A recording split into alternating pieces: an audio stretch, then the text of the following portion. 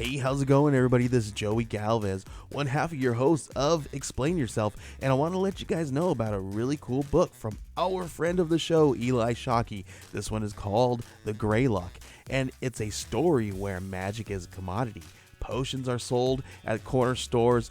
Orcs and dwarves earn a living in cubicles, not on the battlefields. But there are those who resist the house's magic's laws. Branded a criminal and forced to live as a wand for hire, there is a spell slinger they call the Greylock. Check this one out. You guys can pre-order issue 3 right now with code JAN241939, and make sure you guys are heading over to your favorite LCS and letting them know that you want Greylock number 3, and maybe pick up the first 2 issues.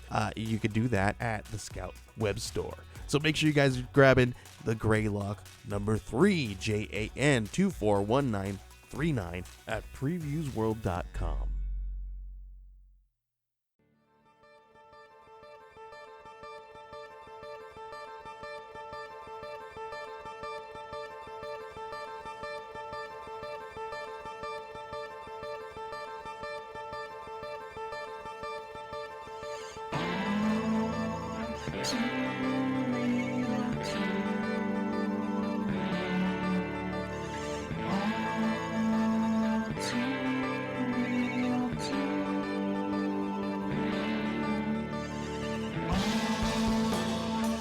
Okay, everybody, welcome to the latest episode of All Too Real 2. My name is Michael E. Cullen II, and with me as always via Zoom is Matthew. You should not go against the values of the JSA in order to fulfill your mission, no matter how badly you want to beat the bad guy, Haas. That's a long middle name, Matt. It's one of your longest. Yeah, it is one of my longest. Yes. Do you legally change your middle name each week? Yeah, it costs a lot of money to do this, actually. Yeah. You know, you could just say it, and you don't have to actually legally go downtown and change it and everything. It doesn't feel as real that way, so kind of have to. Just in order to believe that it's true, I guess. So, do they know you down there? Like, when you walk in, they're like, "Hey, Matt." Oh, I show up about 3 times a week. So yeah, sometimes I'll bring donuts, stuff like that. So, what kind of donuts do you bring? Is it like Dunkin' Donuts or Tim Hortons? Well, yeah, the Timbits. Of course, you gotta have those donut hole things. And Dunkin' Donuts, some kind of high-end bakeries. I actually drive all the way up to Maine sometimes because they got a really good bakery in a town in Maine that I can't think of the name of right now because it's a totally fictional story. And then I'll drive back, with the donuts in like a fresh kind of bag, to keep the donuts fresh because it's kind of a long drive, from Maine to Toledo. And I'll show up and I'll give them, the donuts, and then like, oh, what do you want? You change your name, this week to, and I'll be like, I'll just come up with something on the spot right then because I haven't really thought it out. And yeah, sounds like a lot of work, Matt. It's a lot. It really is. It's not much payoff really, but one time I did actually come in with a full duck, just not a live duck, prepared duck, for dinner. Oh wow! And, they seem to like that. Yeah, that's like very very kind of you. Yeah, I try to be a decent person. When you bought the duck, did you just tell them to put it on your bill? No, I don't like puns. Not really. Wow. So today on the show, we are covering the latest episode of Stargirl. Yeah, this intro had nothing to do with that show. No. So there is some news in the Stargirl world that we can get into really quick before we go into the breakdown of the episode. Okay. So it seems like Well, it did not seems like it is true. Joel McHale has been upped to a series regular for season 3. Yes. As Starman. Nice. Yeah. So we'll be seeing more of Starman next season, I guess. So that's gonna be super, super interesting. Yeah. The dynamics Yes. of because I'm certain he's gonna try to basically become Starman again, and Courtney's gonna be like, "The fuck you are!" Like, I've been doing this for the past 2 years, like, and I got a feeling that, I mean, for this episode alone, I've been really, really pissed at the JSA, and I've been progressively getting more angry with them of how they treated Pat. Yeah. And I think if this season 3, I don't think Pat's gonna be like a sidekick anymore. I think he's like, we're equal now. Like, fuck you. Like, you know, like. What really makes me wonder is if he's coming back as a good guy or a bad guy. Right. Exactly. Because we're led to believe that he's coming back as Starman too, but he could be coming back as a lookalike, or he could be coming back as, you know, somebody that we think is Starman and turns out is not, you know. Right. I mean, exactly. Joel McHale. Yeah. It didn't say that he's going to be Starman, did it? It just said. Oh, it kind of did, but it didn't really say, you know, but then again, you don't know, you know what I mean? True, yeah. Or it could be freaking Brainwave doing shit again to make himself look. Well, no, he's dead. Yeah. Who knows? Back, but, yeah. Who knows with these shows? You never know. Yeah. It's always a mystery in these shows, and nobody's ever dead. That's true. Not really. Yeah. Nobody ever dies in science fiction or soap operas. I was just going to say that, yeah. Like, oh, this person was dead, and 2 years later it comes back. And, yeah. Sometimes you can see their dead body and everything, and they still somehow are back alive, you know? They're just like, what?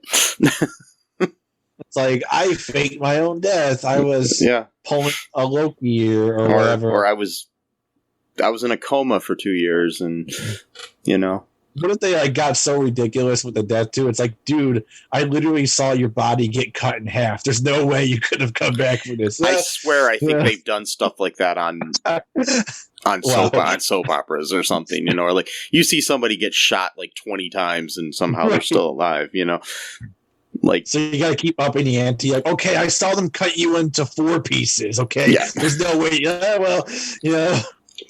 No, they come back 4 times now because there are 4 pieces. All right, I saw you cut it in 64 pieces, and they put each piece in a different part of the world, hidden. No one would know what this part was except for the person who hid it, and each person was forbidden to tell the other person where they put the piece. So there's no way that they could ever make the connection. It's like, what I gotta tell you, you know? I saw them cut you into 4 pieces. They cremated half of you.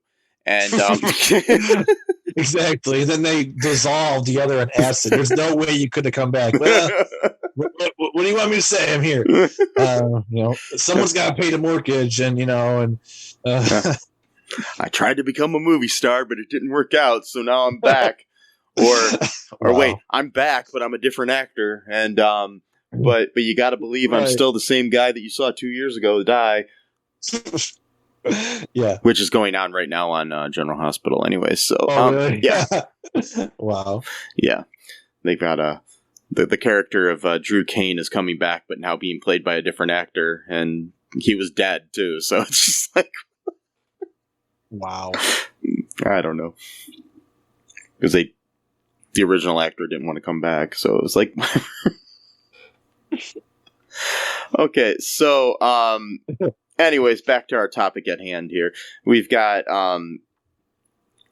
this episode is entitled Summer School Chapter 9, directed by Andy Armaganian, and written by Alfredo Septine and Turi Meyer. So it starts out several decades earlier. And Eclipso is messing with Bruce Gordon. Which is an interesting... I mean, that is a character. He is a character in the comic books. I did look him up. So Bruce is actually a character. It's just funny that he has like Bruce Wayne's first name and Commissioner Gordon's last name. Oh, interesting. I wonder if that was intentional or just lazy writing. I don't know what. Could be, or could have been like like an homage, like, I wonder if anyone gets this, Yeah. Type of thing, or... It's just weird. Okay, so anyways, Eclipso, he ends up persuading Bruce Gordon to give him control of his body. And so then we cut to years later after that, and the original JSA is attending Rebecca McNider's funeral after the events that we saw in the first episode this season. Mm-hmm. So, then Starman encounters Shade that the only way, and he talks to him and he finds out that the only way to get rid of Eclipso is to kill his host, Bruce. And that'll force Eclipso back into the Black Diamond. Yeah.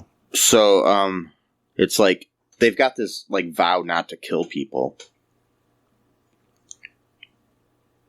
but you've got this like whole thing going on, and we have we get to see for the first time on Stargirl Jay Garrick, played by John Wesley Shipp. Yes, awesome. Yes. So now we got the official crossover, kind of. Yeah. From the Flash, because Jay Garrick, and it's that exact Jay Garrick. It's not someone else. It's, no. That you see sometimes in the Flash. He's. But this is obviously like many, many decades before, but. So that's pretty cool. Uh-huh. So it does kind of connect the world of the Flash to the world of Stargirl. Yeah, and in like a weird way, but because there's going to be a lot of probably retconning, because on the Flash he never really talked about his days in the JSA. Then again, though, he probably just maybe didn't thought it was relevant to talk about it, or maybe he still has kind of bad feelings about that time or whatever. So Yeah, it's kind of interesting. Okay, so we've got in this episode here, we've got Pat and Jay Garrick both are advising Eclipso. Are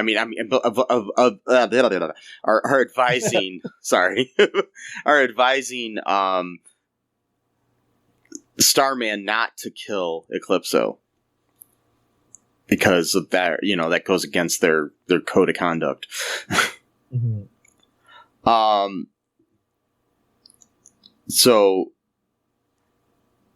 But when Eclipso then threatens the families of the JSA and defeats the rest of them, Starman reluctantly kills Bruce. Yeah. So then he can get rid of Eclipso. So, I mean, and the problem with it is, it's not even that they're killing Eclipso, really, because they're not. They're killing Bruce, But the thing is, it's like Bruce kind of died the moment that he let Eclipso take over his body, Right, and, I mean, there might be some aspect of him that's still somewhat conscious of who he is, but, like, my question, though, is how did he break Eclipso out of the diamond in the first place? And how did Bruce do that himself? That is a good question. They may answer that in future episodes, I guess. If I don't know. he could have done that without killing anyone, then maybe they could have put him back into the diamond. Because the only thing we know so far is that the cosmic staff is the only thing that could break him out of the diamond. Yeah. And then we know that Starman killed him with the cosmic staff. So did Bruce have the staff at some point? There's got to be other ways to do it, than just the cosmic staff. Yeah. maybe through like dark magic or something, or whatever. So, I follow John Wesley Shipp on Facebook, and somebody said on there, "My God, Starman is a dick. Loved seeing Garrick being so good to Stripesy." Exactly. John Wesley Shipp responded, and he says, "Thank you. I want to stick up for Starman a bit. Here, recall Sylvester used to be an assistant, so he was an assistant as well, like a sidekick, and maybe that colors his thinking around hierarchy of status. What he said may have been offensive. Clearly, Jay believes Pat has earned his stripes, but the way Joel spoke while firm was not. Remember, it's Pat whom Sylvester goes to when he realizes the full evil of Eclipso." So, yeah, I don't know if I agree with that necessarily. I mean, partially, but yeah. The thing is, though, this is not the first. Sylvester throughout the whole show has been talking down to Pat in almost every single flashback. So it's hard to say, but I mean, it's almost like you kind of understand where he's coming from, but maybe things will get more explained once we get more of Joel McHale in the show. Plus, dude, these are Pat's memories, so they might be clouded by his own insecurities about being a sidekick too. So. Yeah. But what was he meant to? When was Starman ever a sidekick to anyone else? I never heard them say that in the show anywhere. In the comic books. Oh, in the comics. Okay, yeah. Gotcha. Okay, well, they kind of did. I mean, it was Stars and Stripes were the original, but it was still. It's like he was kind of like an assistant to the other people before he became his own superhero, I guess. Oh, so, yeah. Okay, yeah, no, that was when he was called a Star Spangled Kid. Yeah, right. Mm-hmm. Okay, yeah, that's right. He was kind of like almost like an intern. Yeah, he was kind of like Robin to Batman in a way, but he was like that to the whole JSA. But that's the thing, though. He was allowed to rise the ranks. Well, they won't even give Pat the chance to even do that. So the difference, you know what I mean? Mm-hmm. So I could see why Pat feels kind of left out. It's like, well, especially when Wildcat called him the mechanic. I'm like, dude, this guy built a fucking robot. Like, that's not a quote mechanic. Like, well, he hadn't built Stripe yet. Well, no, but he had to have he still had to have the intuition to be someone really great. You know what I mean? Like, so yeah. So then we cut back to we're cutting back here to present day. Courtney and Beth are strategizing a plan to defeat Eclipso without Yolanda and Rick. And then there's this storm rolling into the town. Barbara ends up getting caught in the storm. And while she's there, she sees Icicle in the back seat of her car. Then we cut to Mike, who sees Cameron attacking and taunting him over his birth mother leaving him while seeking revenge for his father's death. So basically, he's we got this whole scene of Cameron attacking Mike. Basically, we don't know if any of this is really happening or not yet. Which, I mean, but we pretty much know that it's all Eclipso doing this shit, kind of, if you have any kind of common sense. I pretty much thought that was the case as soon as the episode started, at least. Mm-hmm. Beforehand, not so much, because we saw the house kind of icing over, but we also saw that Cameron has developed his own kind of ice powers in a few episodes before that, so, Yeah. I was like, well, it's possible. Maybe he's coming over, or maybe he doesn't even know he's doing it. He's not like doing it for malicious reasons. Maybe he's just coming over and he's icing up the place, Yeah, it's interesting. And during the little fight that Mike and Cameron are having, Cameron kills the dog. It pissed me off. Yeah.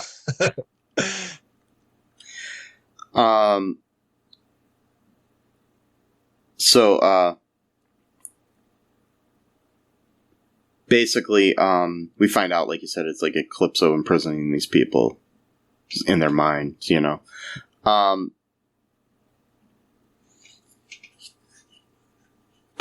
So,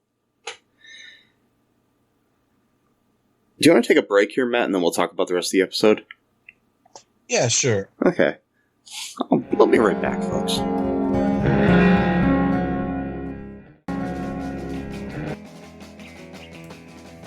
What is Gen X? What is the silent generation? What do generations have in common? Hi, I'm Trish the Dish from the Gen X Voice podcast, and I invite you to listen to conversations I have with folks from different generations, backgrounds, beliefs, and experiences in an attempt to see what connects rather than divides us. Even though Gen X has been called slackers, Karens, or not mentioned at all in some cases, we are the bridge generation, so I feel compelled to do my part to destroy ageism by bringing all these voices together. And, as a bonus, each guest gets to answer some 80s questions at the end of each show. So download and listen to Gen X Voice today on Apple, Spotify, Amazon, or wherever you listen to podcasts. And let's see how much we have in common after all. Hi, this is Catherine, host of a new fashion podcast, The Real Fashion School Dropout. Join me as I interview guests every week in the fashion and beauty space, and we gossip on all things fashion and beauty, and even get into some personal stories of their journey in the industry. You can find us on Apple, Spotify, pretty much wherever you get your podcast. Hope to see you there.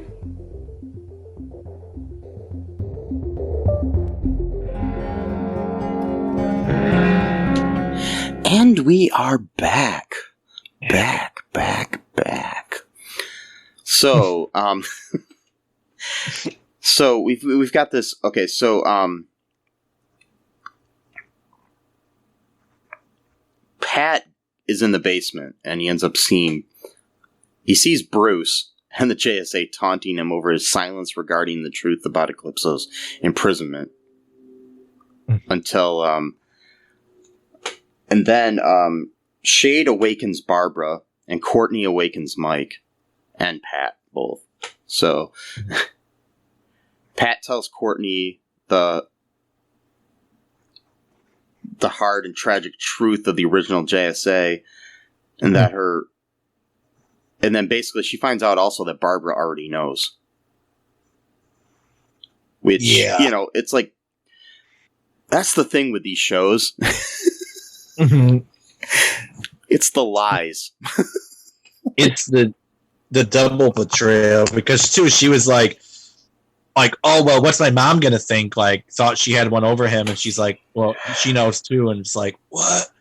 But it's so like all these CW shows. It's like all the so much would be settled easily if people just didn't keep things from each other. Exactly. Cool, because too, and so she confronts him at the very end of the episode. She starts yelling at both of them, and then you got that kid, that laugh, that smile, so creepy, like you said. Mm-hmm. He's just like, haha. The thing is too is you notice that Courtney was the only person that Eclipso really can't get into her head at all. Yeah, like always Beth, it's Rick. It's Pat now, it's Barbara, it's Mike. Mm-hmm. Court's been the only person so far that hasn't been really affected, but now he's got something on her because of the lies that her parents told her. Yeah. So now he might be able to get into her head.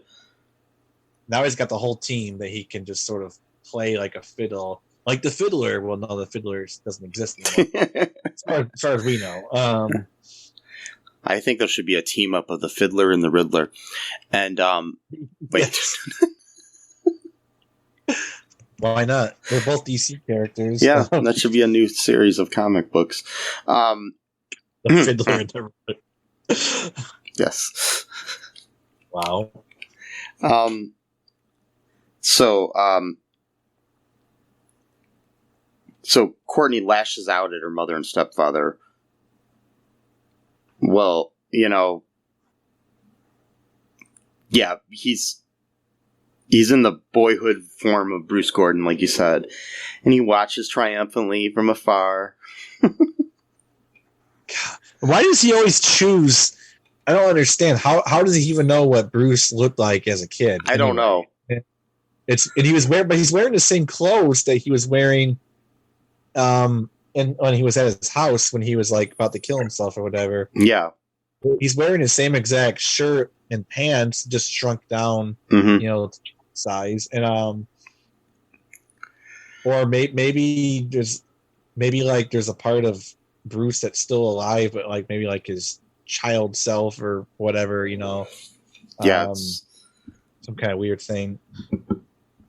I don't know. I mean, I still am trying to figure out this whole why. Yeah, like you said, why he's the freaking in the child form. Probably just to be as creepy as possible, because it is creepy. Like it's, or it could be that he's a child saying like. Plus, it could be that he can easily, like fit in better in different places as a kid as opposed to an adult, I guess. I don't know. Like the whole innocence factor, yeah. Because like Yolanda, like you said, gave him a lollipop, and he's like, "Oh, I'm scared" or whatever type of thing, and yeah, it's. I don't know. I mean, it's so fucking creepy. Sorry, that's all I can say. Like when you got kids, like in horror movies, especially like Children of the Corn or any movie like Pet that. Cemetery. Yeah, Pet Cemetery is a good one. Or just to like having kids like say like racist shit that like only an adult would say. Like I'm not saying that kids can't be prejudiced, but usually they're still like learning like the prejudiced vocabulary over time. Like they don't have like the full-fledged neo-Nazi like probably, you know what I mean, like when he says like, "Oh, your kind steals," like you never see like an 8-year-old say that. It's like it's like the video you showed me the other day of who was the little girl that oh god, that 10-year-old doing like motivational speaking. Yeah. That was so unnatural and so creepy as fuck. She's like, remember, I was like, I'm 10 years old. Remember what it was like to be 10 when you had energy? And it's like, bitch, I'm sorry, it's mean to say. Yeah. Like, you still got baby teeth. Like, I can't take you seriously. Exactly. Okay? Like, I'm sorry. I don't mean to be ageist, but there comes a certain point where you can't tell me shit, like, about my life. Yeah, it's... it's just... Ugh. So, exactly. Anyways, here's some trivia about this episode here.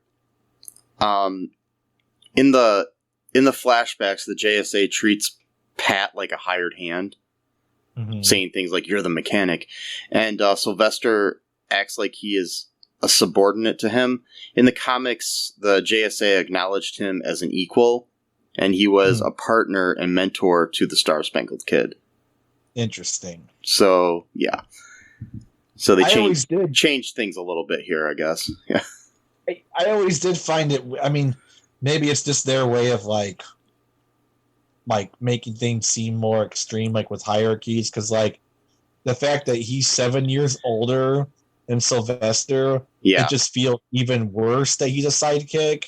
Like, I don't know. Like, I mean, it's bad no matter what, but it's just, like, maybe it's just... maybe I'm like, I don't know, but like for it is like kind of like, again, like having like the 10-year-old doing motivational speaking, like have a younger person bossing around an older person just feels. So is he older than Starman? Yeah, he said he's 7 years older than jeez. in season 1 he said he's like He's like 7 years older than Starman. Okay. And yet Starman treats him like he's the older boss type of guy. It just feels weird. It does, yeah. So during the flashback sequences, references are made to several JSA members who have yet to appear in the series. This includes the Spectre, Dr. Fate, and the Hawks, i.e. Hawkman and Hawkgirl, Hawkwoman. Oh, awesome. Versions of some of these characters have previously appeared in other Arrowverse shows, though. When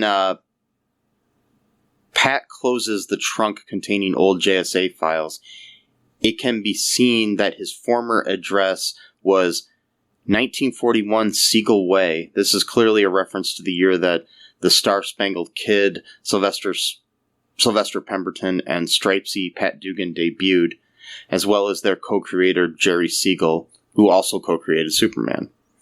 Mm-hmm. So John Wesley Shipp joins the episode as Jay Garrick of the Flash, making this the first official Arrowverse crossover for Stargirl. Mm-hmm. Yeah, and though he's not established necessarily as being the same character, but we know he probably is. So he has to be. I mean, there's no way he's not. Earth 2. Yeah, that's where he comes from. Mm-hmm. Even like you said, even if everything went down to Earth Prime or whatever, well, he got out before Earth 2 mm-hmm. was destroyed, so he's safe. It's like yeah. But this isn't, but this Earth is still existing, so we know there's a multiverse, even though they don't know it, in the Prime verse there, Yeah, most people still don't know. Or it could have just been recreated to the point where even past events now are just seen as, you know what I mean? Like, mm-hmm. We do know that there have been there are people on other shows that are from other universes as well. So, yeah, I don't want to give away anything for the other shows if people haven't seen them yet. So. But there are characters on other shows in the Arrowverse that are from other multiverses. So. Oh, okay. Yeah. Cool. So, any other final thoughts here, Matt, on this episode before we wrap things up? Or any speculation or anything? Speculation-wise, I think we're going to probably see Starman or whoever he is show up. Probably maybe the last episode or maybe the episode before that. Yeah. Hopefully it looks like Jessie / the new Green Lantern's probably going to show up because they even showed her in the trailer for the next episode. Oh, okay. That Pat's going to try to kind of recruit her to help out. It would be nice if the Shade and Dr. McNider can maybe show up from like the Shadowlands, because apparently there's other people in the Shadowlands. Yeah, because Dr. McNider said I think they see me. So whoever mm-hmm. they are, bunch of people, maybe bad people. I don't know. Would be nice if some of the other people like Dr. Fate would show up. I'm not sure if there's any indication of that or not, but it'd be nice to see some of the other JSA, but I mean, most of them are dead, I think, so it's hard to say. I really want to find out how, though. I'm not trusting Joel McHale being Sylvester. I think he might be a lookalike or something. I don't know yet. The way he talks is like got a very sinister vibe to it. Yeah, it doesn't sound like him. Because, like you said, I can't talk. Unless, like you said, maybe he's like gone dark or something. I don't know. Yeah, we'll have to see what happens there. Hopefully, we get more of Joel McHale soon. And hopefully in the future we get some more of John Wesley Shipp, because it was cool to see him on there. Do know that he is. Totally. I do know he's he's talked on his Facebook page about being he's going to be in season 8 of Flash at least. So we know that much. So yeah, so it'll be cool to see him in that. So yeah. Anyways, folks, that's all for this episode. Be sure to check us out on all2real2.com for links to all of our social media profiles and all the places that you can listen to the show if you don't like where you're listening to it now, which, I mean, why wouldn't you? But yeah. You also check out our TeePublic. You can get some cool shirts and things with our logo on it. Also, you can check out our Patreon and help us out a little bit with the show. Keep the lights on, as they say. And also give us a 5-star review on Apple Podcasts. It helps people find the show. But until next time, folks, be safe out there. Be kind. Rewind. Rewind. Wear a mask. Wear a condom. And bye-bye. Thanks for listening to All Too Real 2 podcast, a Cullen Park production. Produced and edited by Michael E. Cullen II.